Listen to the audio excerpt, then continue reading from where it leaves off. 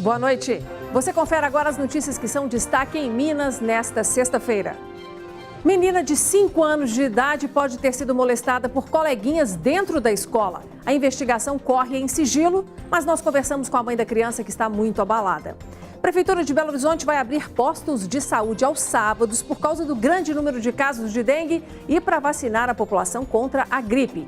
E hoje temos uma reportagem especial falando sobre a dramática falta de medicamentos para milhares de pacientes que ganham direito na justiça, mas o governo não compra.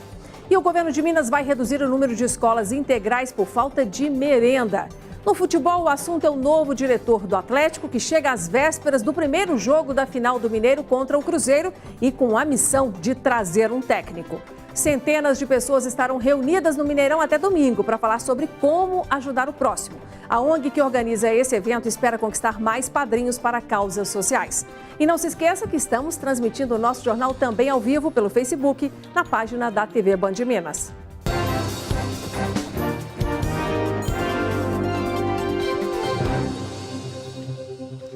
Nós abrimos o jornal com uma notícia daquelas, difíceis da gente contar para você. Uma menininha de apenas 5 anos de idade pode ter sido abusada sexualmente por 2 coleguinhas e acredita-se que eles sejam uns 2 ou 3 anos mais velhos que ela. E a situação aconteceu, gente, dentro da escola em que eles estudam. Essa escola fica em Santa Luzia, aqui do ladinho de BH.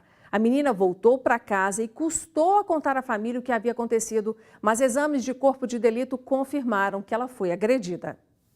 A criança de 5 anos, que estuda no período da manhã, teria chegado em casa após a aula com comportamento diferente. Não quis almoçar e não assistiu à televisão à tarde, como de costume. Segundo a mãe da garota, na hora do banho, a tia viu manchas de sangue na calcinha e inchaço nas partes íntimas dela. Para a mãe, a filha contou que 2 meninos teriam feito aquilo com ela. Ela falou que estava ele e a coleguinha dela no bebedouro na hora do recreio, bebendo água. 2 coleguinhas, que ela não sabe o nome, ela só sabe informar que são maiores do que ela e não são da sala. Chegaram por trás e abaixaram a roupa dela. Nisso, ela e a coleguinha correram pro banheiro. Como se diz, eles não vão entrar no banheiro de menina. A coleguinha entrou, deu conta de fechar a porta do dela não fechou.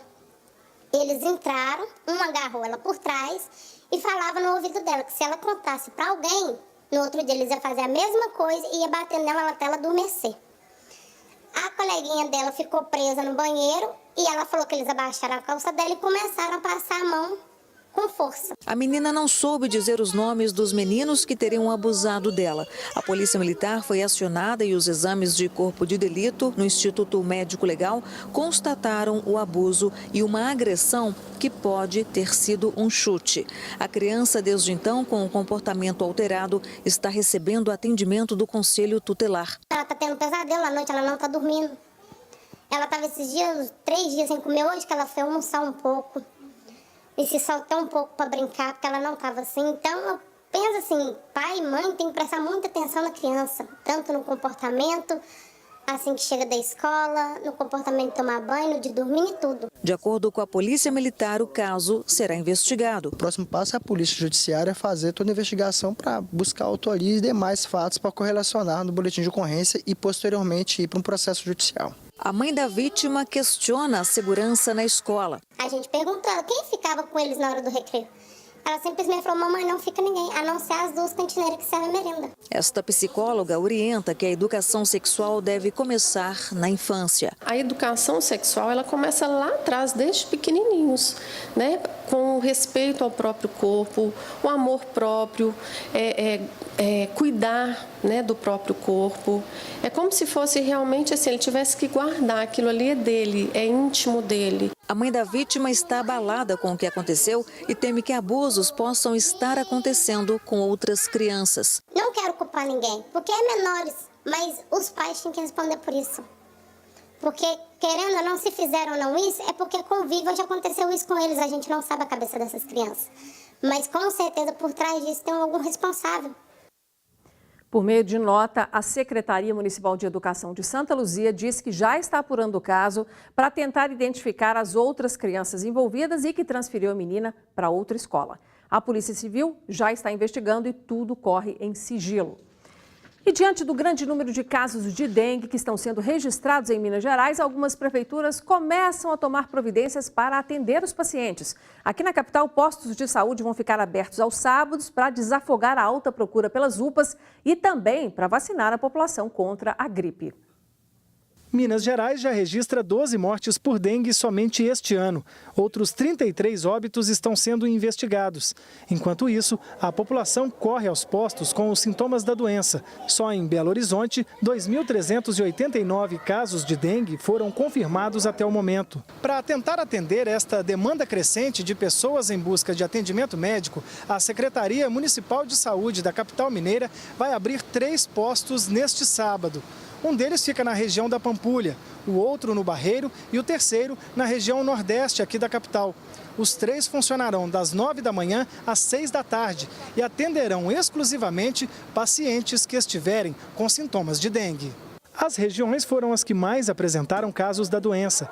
Além desta ação, a saúde reforçou o estoque de medicamentos, abriu leitos pediátricos extras e iniciou a contratação imediata de profissionais de saúde. A Prefeitura iniciou um chamamento público para uma contratação imediata de mais de 200 profissionais de saúde, dos quais são mais de 80 médicos, principalmente pediatras e clínicos, para compor as escalas de trabalho, repor perdas, repor faltas e ainda incrementar nesse período de emergência. A Prefeitura acredita que já a partir de segunda-feira os profissionais contratados já estejam trabalhando. Na outra ponta, os agentes de saúde continuam intensificando os trabalhos, mas tem gente se aproveitando para cometer crimes. Nessa quinta, 2 homens com jalecos brancos se passaram por agentes de saúde na região oeste. Eles entraram armados na casa de um senhor de 71 anos e levaram R$ 2.300 em dinheiro. Este gerente de controle de zoonoses explica como reconhecer um verdadeiro agente de endemias. Ele deve estar uniformizado com a camiseta da prefeitura, com a calça própria, padrão da prefeitura. E, em último caso, a pessoa pode ligar para o centro de saúde de referência da área e perguntar se aquele agente identificado pelo crachá é realmente um agente que está trabalhando na área, um agente da prefeitura. Só aí deixa entrar em casa. Márcio sempre colabora com a inspeção feita pelos agentes na casa dele. Ele sabe da importância de se prevenir contra a dengue. Tem que ajudar, né? Porque isso é bom para a população mesmo, porque quem pega dengue depois não é fácil, não. Eu vou fazer uma correção aqui para não ficar dúvidas, tá? Os postos vão passar a abrir no sábado, inclusive já amanhã, para atender exclusivamente pacientes com tratamento de dengue. E veja agora outras notícias que são destaque aqui em Minas nesta sexta-feira. Foi solto hoje o vereador de Belo Horizonte, Cláudio Duarte, do PSL, investigado pela prática conhecida como rachadinha. Ele foi preso no dia 2 de abril. O parlamentar é acusado de exigir de volta parte dos salários pagos aos funcionários do gabinete. A Polícia Militar e fiscais da Prefeitura de BH apreenderam 37.600 maços de cigarros e 41 celulares roubados em shoppings populares da região central da capital. Também foram apreendidos dinheiro e uma máquina para alterar a configuração de celulares roubados. 2 pessoas foram levadas para a Polícia Federal. Uma operação de venda ilegal de combustíveis foi desmanchada pela PM na cidade de Felizlândia, na região central do estado, na BR-040, em um galpão nas margens da rodovia. Foram apreendidos quase 5.000 litros de diesel e mais de 1.700 litros de combustível para aeronaves. Também foram encontradas drogas, armas e alguns equipamentos. 3 pessoas foram presas e 2 conseguiram fugir. O governo federal anunciou o investimento de R$1 bilhão na ampliação da linha 2 do metrô, que ligará a região do Barreiro à estação Calafate. Mais 3 bilhões serão usados em obras de ampliação de ferrovias. Essa promessa ganhou força depois que a bancada de deputados federais de Minas pressionou o Ministério da Infraestrutura para liberar a verba. Uma quadrilha que aplicava golpes de estelionato internacional foi presa hoje aqui na capital. Foram cumpridos 10 mandados de busca e apreensão na Operação Além Mares. Os suspeitos são de Belo Horizonte e as vítimas moram lá em Portugal. A quadrilha postava anúncios na internet e em jornais portugueses para oferecer créditos às vítimas que eram convencidas a realizar depósitos bancários que eram depois desviados para essa quadrilha. Segundo a Polícia Federal, o bando vinha agindo há cerca de 10 anos. 22 pessoas foram presas na manhã desta sexta-feira por suspeita de contrabando de animais. Em 2 alvos fiscalizados pelos agentes na região de Ubá, na zona da Mata Mineira, foram encontrados animais em condições de maus tratos e também com membros amputados. A operação especial Esporofila aplicou mais de R$ 1.600.000 em multas. As principais infrações encontradas estão relacionadas ao cativeiro irregular, animais extraviados e anilhas adulteradas. 5 armas de fogo também foram apreendidas. Cerca de 400 animais silvestres foram apreendidos pelos agentes. E milhares de pacientes estão aflitos aqui em Minas por causa da falta de medicamentos para tratar doenças graves. Há muitos remédios caros entre eles que o governo não está bancando como manda a lei. O paciente entra na justiça, ganha a causa, mas o governo não compra. Nós recebemos várias denúncias sobre esse assunto e preparamos então uma reportagem para esclarecer o que você deve fazer se isso está acontecendo com você. Em dezembro do ano passado, Juliano foi diagnosticado com esclerose múltipla, uma doença degenerativa que atinge o sistema nervoso e precisa ser controlada com a ajuda de medicamentos. O problema é que uma caixa do remédio que ele precisa tomar custa R$ 7.000 e dura somente um mês. Ele recorreu ao Estado, mas até agora, 5 meses depois, não conseguiu começar o tratamento. Fizeram eu buscar uma nova receita, que eu não entendo o motivo dessa nova receita, porque já tem receita com eles. E quando eu cheguei, me mostraram um papel com um risquinho no remédio falando não está disponível, ele esgotou. O pai de Juliano acompanha todo o processo apreensivo. Ele sabe que quanto mais o tratamento demorar, mais a doença pode evoluir. Adalberto entende a importância de tantos documentos e da burocracia para liberar, mas não consegue compreender a demora para se disponibilizar o medicamento. Ela é uma doença adquirida, né, e me preocupa muito porque ela é uma doença que ataca o sistema nervoso. Então ela é extremamente perigosa, né? Ao longo do tempo ela vai provocando degenerações. Quanto mais cedo iniciar um tratamento, menos sintomas a pessoa vai ter. Em muitos casos, os pacientes são orientados a entrar na justiça para conseguir o medicamento. Dados do Tribunal de Justiça de Minas Gerais dão conta de que em 2017, o órgão recebeu cerca de 5.200 pedidos de fornecimento de medicamentos ou tratamento médico hospitalares. No ano passado, esse número caiu para 3.980. Mesmo assim, tem muita gente que continua sem receber o medicamento ou o tratamento específico. Antônio é presidente de uma associação que ajuda pacientes a comprar remédios. Ele mostra a lista com 28 nomes de pessoas que entraram com ações judiciais, ganharam, mas o Estado não cumpriu a determinação. Eu fico muito indignado com isso, porque é um direito que eles têm. Eles não estão pedindo favor para o governo.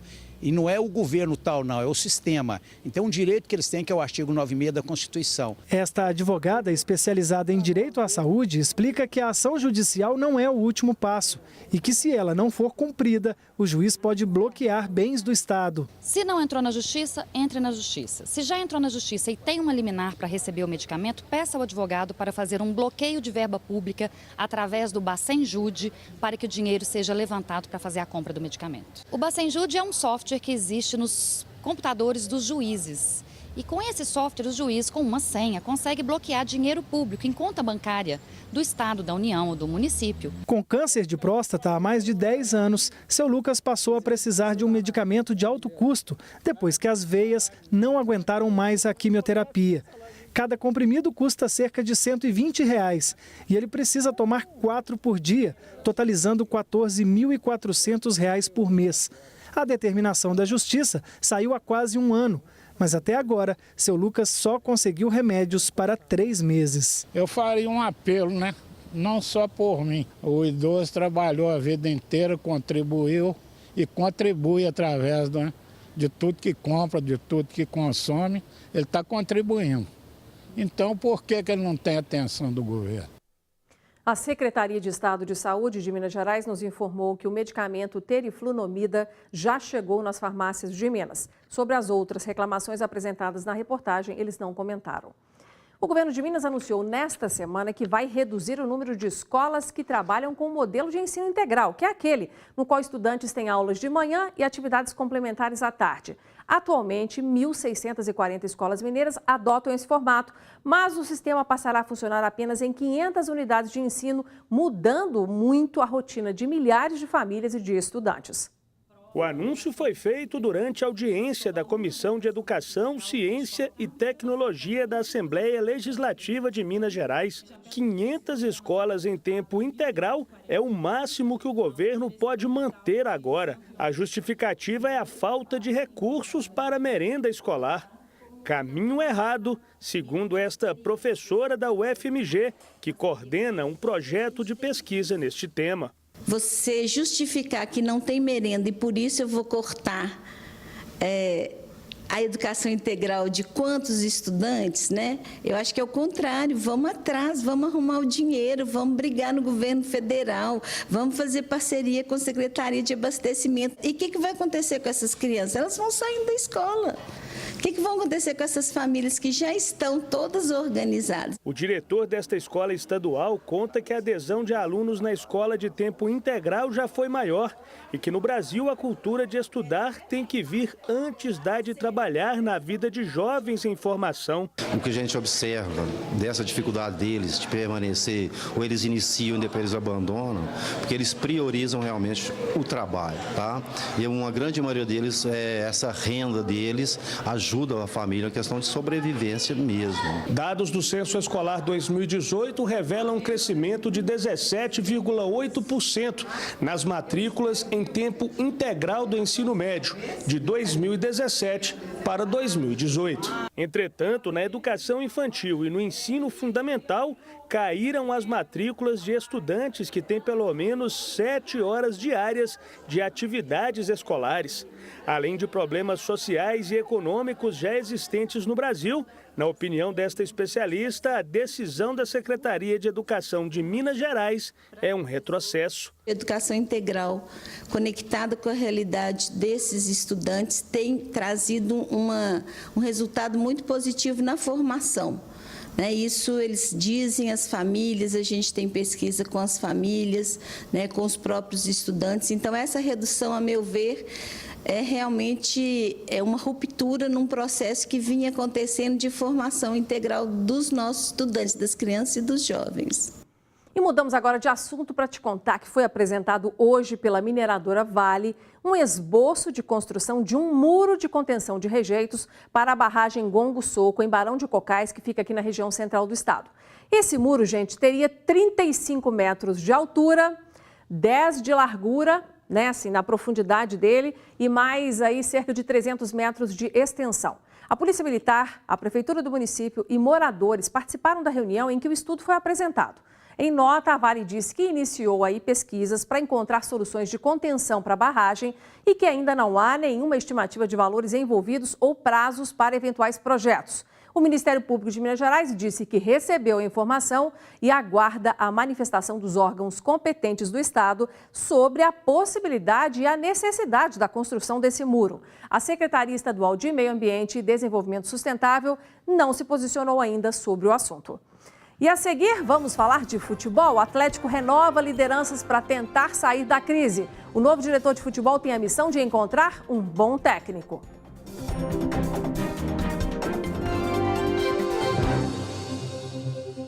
O Atlético tem um novo diretor de futebol. Rui Costa chega com a difícil missão de encontrar um novo técnico para o time, já que Levir Coupe foi demitido ontem após a derrota do Galo para o Cerro Porteño na Libertadores. E ele também terá que ganhar a confiança da torcida, que inclusive protestou na madrugada de hoje.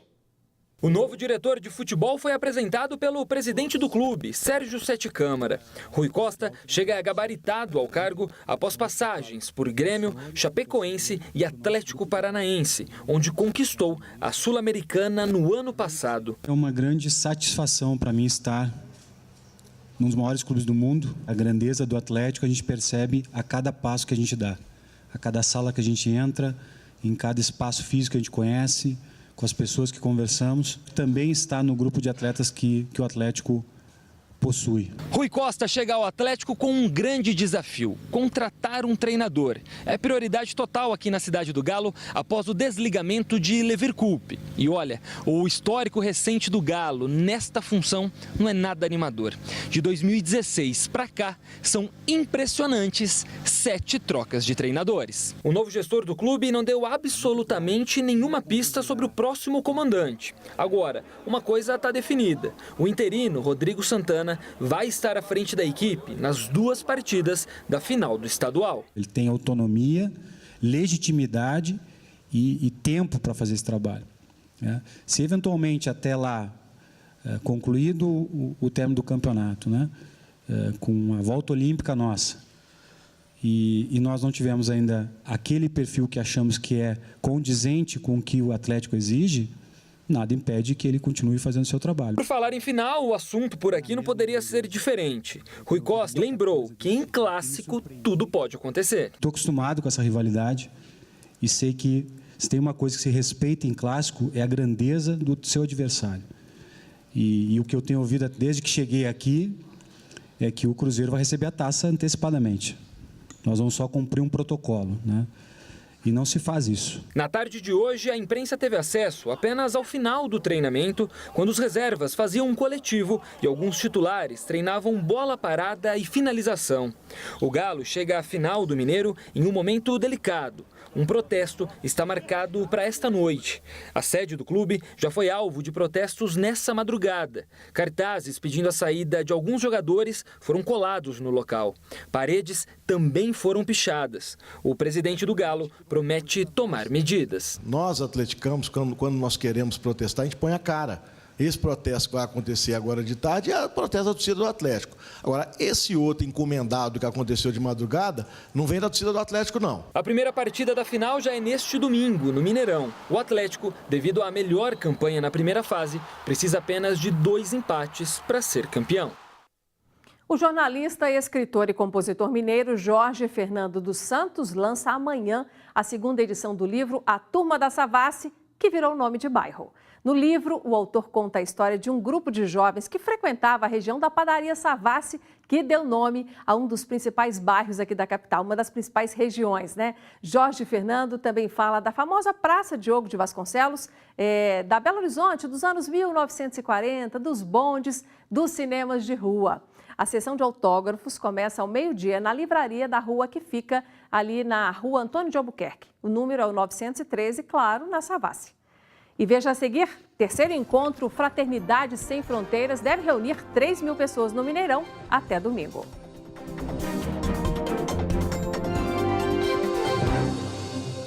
Estamos de volta e eu já te faço um convite que é para você não perder o programa DNA de amanhã. Paulo Navarro vai entrevistar um escritor que tem muitas histórias para contar. Afonso Borges criou o projeto Sempre um Papo na década de 1980 e já realizou aí mais de 4.500 eventos. O jornalista também é curador do Festival Literário de Araxá. Quem quer acompanhar as novidades da literatura pela visão de Afonso Borges também pode ouvir a coluna dele na Rádio Band News BH. O escritor vai contar histórias dos bastidores do mundo dos livros, imperdível. O programa DNA é amanhã, às 6:50 da noite.